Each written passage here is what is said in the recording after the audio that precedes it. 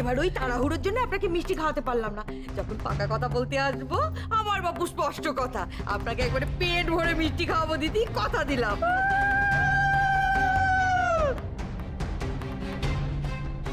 আমি কালকের মধ্যে বিয়ের দিন ঠিক করে নিচ্ছি।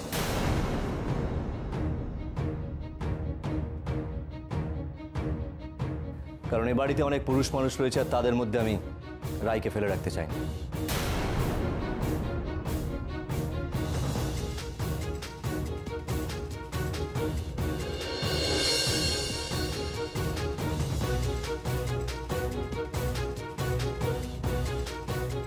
রাই, তোমাকে বলছি, তুমি কিন্তু আমাদের বাড়ির বউ হতে চলেছ।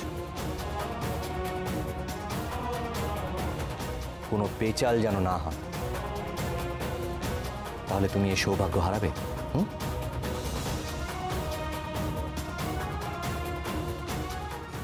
জিনিয়া, তুই একটু আয় তো আমার সঙ্গে। মা, তুমি এসো, তোমার কি গোছানোর আছে গুছিয়ে নেবে। আরে বাবা, কি আর গোছাবো, দু একটা তো শাড়ি, আমি যাচ্ছি, তুই মা, তোমাকে আসতে বলেছি।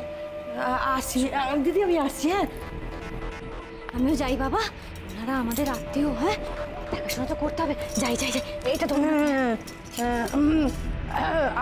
আমিও যাই। ইয়ে তো মানে আমারই তো আত্মীয় হবে এটা। দূর, কিচ্ছু হবে না। এই তো দিদি এখন কত খুশি, দাদাও সব মেনে নিচ্ছে। এই বাড়িতে বিয়ে লাগবে, হাজারটা ঝামেলা, বেকার সময় নষ্ট। দূর দূর। আপনি না রাইয়ের মামি? হ্যাঁ। তাহলে শত্রুর মতো আচরণ করছেন কেন? এই বিয়েতে আপনি রাজি হচ্ছেন কি করে এই ছেলের সঙ্গে?